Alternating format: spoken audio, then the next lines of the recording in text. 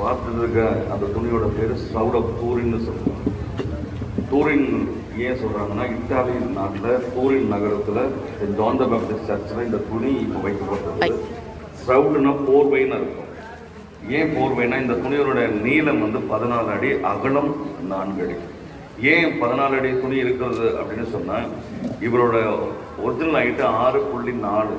ஒருத்தர் இறந்துட்டாங்கன்னு சொன்னால் ஹைட்டு அதிகமாகவும் உடம்பு பெருசாகவும் செய்யும். அதனால தான் நீங்கள் பார்த்தீங்கன்னா இவ்வளோ பெரிய உருவமாக அவர் தெரிகிறாரு. காரணம், அவர் இறந்ததுக்கு அப்புறமா இந்த உடம்பு அப்படி இருந்துச்சுன்னு சொல்கிறாங்க. சாதாரணமாக யூதரோட அடக்கம் பண்ணுற முறை எப்படி இருக்குன்னா, இதுதான் கல்லறை வாயில் அப்படின்னு வச்சுக்கோங்க. இப்படி தான் வராங்க அப்படின்னா, இந்த துணியை எப்படின்னா நீங்கள் பார்க்குறதுக்காக தான் நம்ம மேடும் பள்ளமாக சரிச்சு வச்சுருக்கோம். அதாவது நீங்கள் சொல்கிறதுக்கு ஈஸியாக இருக்கிறதுக்காக. ஆனால் அப்படி இல்லை, துணியை இப்படி விரித்து வச்சுருப்பாங்க. நேராக கால் பகுதியை கொண்டாந்து முன்னாடி வச்சு தள்ளப்பகுதி இருக்கும். அந்த பக்கம் நீங்கள் பார்க்குறது முதுகு பக்கம், இந்த பக்கம் பார்க்குறது முகப்பக்கம்.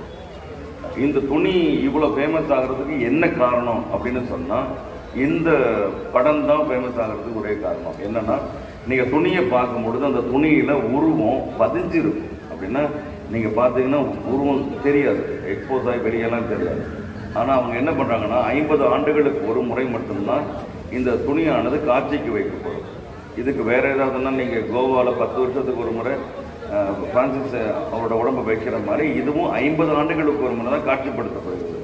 அப்படி காட்சிப்படுத்தும் போது ஃபோட்டோகிராஃபி அப்போ தான் வந்த டைமு. ஃபோட்டோகிராஃபினா நீங்கள் நெகட்டிவ் ஃபில்மில் எடுக்கிற ஃபோட்டோகிராஃபி. அவர் எடுத்த உடனே என்ன ஆகுதுன்னா, இந்த ஃபோட்டோ அவருக்கு அந்த நெகட்டிவ் ஃபில்மில் தெரியுது.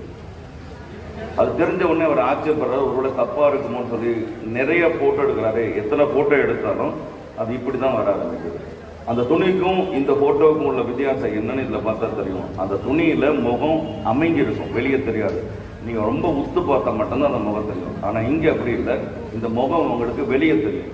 இது என்ன சொல்கிறோன்னா, 3D டைமென்ஷனில் அந்த ஃபோட்டோ இருக்குங்க. சாதாரணமாக நீங்கள் ஒரு சட்டம் வரையணும் அப்படின்னு சொன்னால் இப்படி வரைஞ்சிங்கன்னா அதுதான் சதுரம். அந்த சதுரத்துக்கு இந்த பக்கமெல்லாம் கோடு போட்டு அதை எடுத்து காமிக்கிற மாதிரி பண்ணுறது தான் 3D. 3 டைமென்ஷன் தான் அந்த கட்டம் தெரியும். அப்படி இந்த ஃபோட்டோ தெரிகிறது தான் இது முதல் விஷயம். இந்த ஃபோட்டோ இப்படி தெரிஞ்சதுனாலேயே ஒரு 33 பேர் என்ன சொல்கிறாங்க, இது பொய்ன்னு நாங்கள் நிரூபிக்கணும், இப்படிலாம் இருக்கிறதுக்கு வாய்ப்பே இல்லை அப்படின்னு முடிவு பண்ணுறாங்க. அதுக்கு ஷவுட் ஆஃப் டூரின்னு ஒரு சென்டர் ஆரம்பிக்கிறாங்க. இது பொய்ன்னு நிரூபிக்கிறதுக்காகவே அவங்க 30 வருஷத்துக்கு மேலே ஆராய்ச்சி செய்ய ஆரம்பிக்கிறாங்க.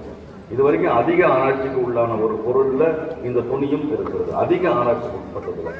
இந்த துணியோட மிகப்பெரிய சிறப்பு என்ன அப்படின்னு சொன்னீங்கன்னா, இந்த உடம்புல பார்த்தீங்கன்னா இப்போ துணியே இல்லாமல் தான் இருக்குது. இந்த துணி பார்த்தீங்கன்னா உடம்புல துணி இல்லாமல் தான் இருக்குது.